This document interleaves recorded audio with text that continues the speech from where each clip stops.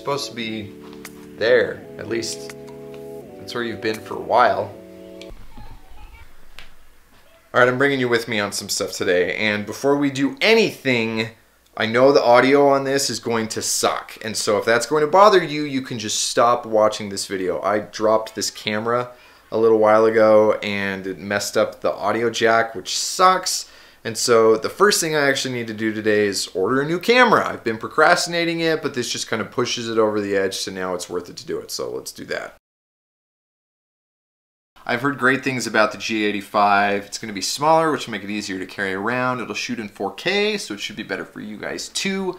So that should be here in like 2 days, which is awesome. Okay, other things that we have to do today. There's this that like clearly I haven't done much with this today, and that's because I'm going to the barber, and I'm actually taking my dad with me. We're going to go get his haircut too, so we'll do that.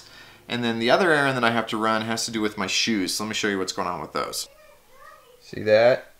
That sucks. That is the leather starting to come up off of my shoe. But I'm going to take him to the cobbler and he should be able to get that taken care of. So haircut, then cobbler, and then we'll talk about some style stuff.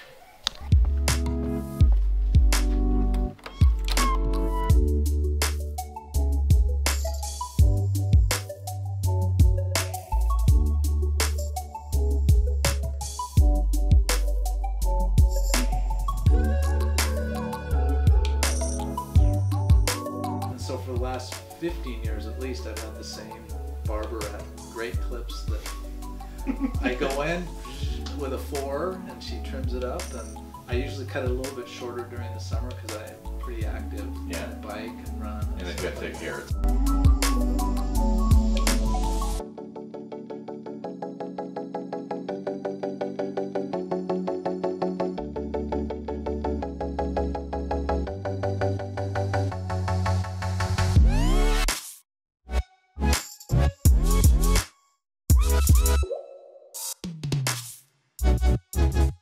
My turn. Phew. So much better. We can breathe again, right? We can breathe again. It's good.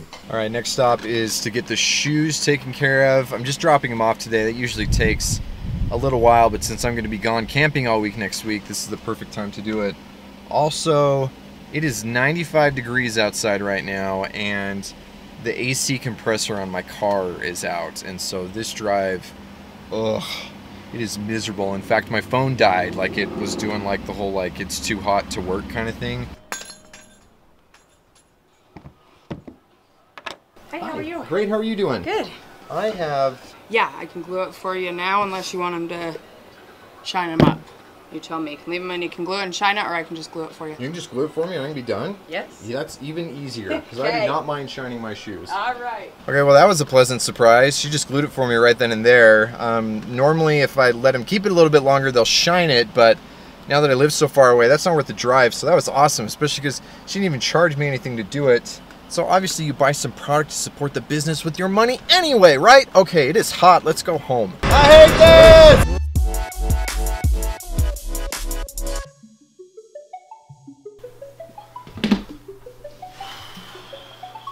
My eyes are tired.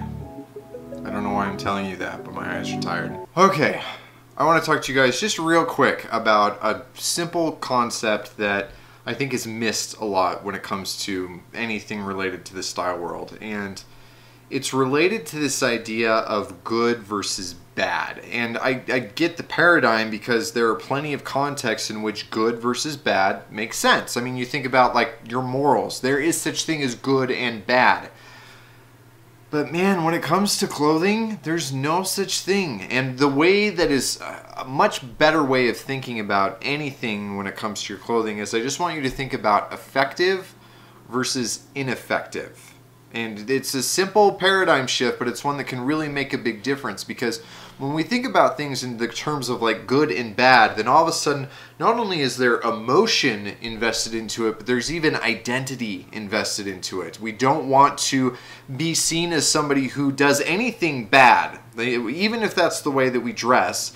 and we always want to associate ourselves with good, whether that's like, again, in the moral context, or you are good at something versus being bad at something. But when we just think about things from the terms of their utility or their function, or if they're effective versus being ineffective, then all of a sudden that emotion can be removed from it and that identity can be removed from it. And that's why, I mean, clothing, it's a tool. Just like there's no such thing as like a good hammer. Is a ball peen hammer better than a sledgehammer? Like, no, you understand that there's a difference between when you use which one. And the same thing goes with your style. And so this false attitude of, well, a suit is good style and anything else is bad style, or streetwear is good style and anything else is bad style, or X is good style and Y is bad style, it doesn't work like that. I mean, if you ask any con man, he will tell you that the ability for him to use his clothing effectively goes well beyond good and bad, and it just fits within the paradigm of effective versus ineffective. You look at somebody who makes uniforms for sports teams. There's no such thing as like red being a good color and blue being a bad color, or vice versa. They're not good or bad. They're just, one is effective for helping you identify with the team. But if your whole team is wearing red and you're wearing blue, then that's ineffective clothing. It's not doing the job. That doesn't mean blue is inherently bad. It just means that it's ineffective. Okay, that's enough of a ramble. So I want to hear from you guys what you think about that. And then here's the thing that I want to start doing with some of these videos. Because a lot of the times what I do is I present an idea and I talk to you about them, and then you give me comments and we kind of flesh it out from there, but I want to spin that on its head a little bit. So in the next video, what I would like to talk about is how you can balance dressing in a way that is aspirational while still dressing in a way that's authentic. And so I want you guys to leave comments below and tell me what you think is the right way to do that, if you think that there's a more effective or a less effective way to do that. And then as I go through and respond to those comments and flesh this idea out a little bit more, then I'll be able to present that in the following video. So let's do this experiment and see how that works. Now, if you're interested in learning about the 6 steps to an effective style, go check this out right here. It's a long one, but it's worth it. If you want to watch more videos like this, go check this out right here. And if you are not already subscribed to the channel, make sure you click this button right here to do that. And I will talk to you guys on the next one.